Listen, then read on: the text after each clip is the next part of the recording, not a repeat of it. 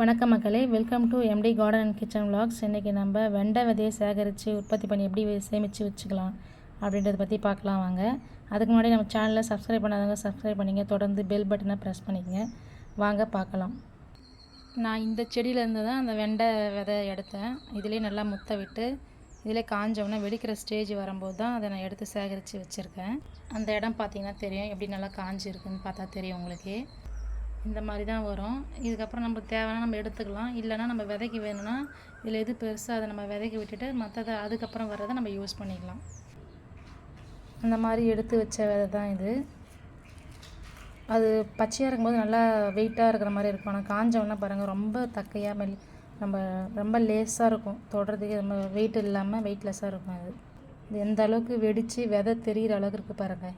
இந்த ஸ்டேஜ் இருந்தால் தான் நல்லா விதை நல்லா நம்மளுக்கு கரெக்டான பதத்தில் இருக்குதுன்னு அர்த்தம். நான் ஏற்கனவே ஒரு விதையை உடச்சி இதில் போட்டு வச்சுருக்கேன். இதை நம்ம பிரித்தோம்னா இந்த மாதிரி வரும். அந்த வெண்டைக்காய் வந்து காஞ்சிச்சு. இதை தான் நம்ம பிரித்தோம்னா நம்மளுக்கு இவ்வளோ வெண்டை கிடைக்கும். நமக்கு கிட்டத்தட்ட பார்த்திங்கன்னா ஒரு 40 வெண்டை சீடுக்கு மேலே நம்மளுக்கு கிடைக்கும் இது. அதே மாதிரி இதையும் நம்ம பிரித்து கொட்டோம்னா இது ஒரு 40க்கு மேலே கிடைக்கும் நமக்கு. இது மாதிரி நம்ம சேகரித்து வச்சுட்டு நம்ம எப்பப்பெல்லாம் தேவைப்படுதோ நம்ம அப்பப்பெல்லாம் வந்து வெண்டை போட்டு நம்ம அறுவடை செஞ்சுக்கலாம். நாமளே உற்பத்தி பண்ணி நாமளே வெண்டை சேகரித்து அந்த விதையை சேகரித்து வச்சுருந்து நாமளே அடிக்கடி நம்ம யூஸ் பண்ணிக்கலாம். வெளியில் வாங்கணும்னு அவசியம் இல்லை. ஒரு முறை நீங்கள் வாங்கி வந்து போட்டிங்கன்னா அதுக்கப்புறம் நாமளே சேகரித்து வச்சுக்கலாம். இந்த மாதிரி போடும்போது வளர்ச்சியும் நமக்கு நல்லாயிருக்கும். நம்ம ஒரு முறை இது மாதிரி போட்டு வச்சிட்டோம்னா இதில் வந்து எந்த ஒரு கெமிக்கலும் கலக்காமல், செயற்கை உரம்லாம் கலக்காமல் நேச்சுரலாகவே நம்ம அறுவடை செஞ்சு அதிலேருந்து எடுத்து வச்சுருக்கோம். மறுபடியும் நம்ம இதை செய்யும்போது இது வந்து ஆர்கானிக் விதையாகவே மாறிடும். அது நம்ம இந்த மாதிரி உளுத்து அப்படியே கொட்டிக்க வேண்டியது தான். இதை ஓப்பன் பண்ணால் அதுவே நிறைய கொட்டிக்கும். பெரிய சிரமம் கூட கிடையாது இதில்.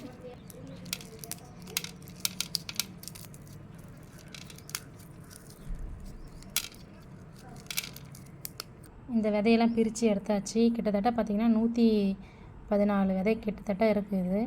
இதுவே நம்மளுக்கு போதுமானது. இதே நம்ம நிறைய தடவை போட்டு எடுக்கலாம். இந்த மாதிரி நீங்களும் விதையை நிறைய சேகரித்து வச்சுக்கின்னு உங்களுக்கு தேவையானது அப்பப்போ நீங்களும் உங்கள் கார்டனில் போட்டு அறுவடை பாருங்கள். ஆரோக்கியமான உணவுகளை சாப்பிடுங்க, ஆரோக்கியமாக இருங்க. இந்த பதிவு உங்களுக்கு பயனுள்ளதாக இருக்கும்னு நினைக்கிறேன். மீண்டும் அடுத்த பதிவில் சந்திக்கலாம். தேங்க்யூ.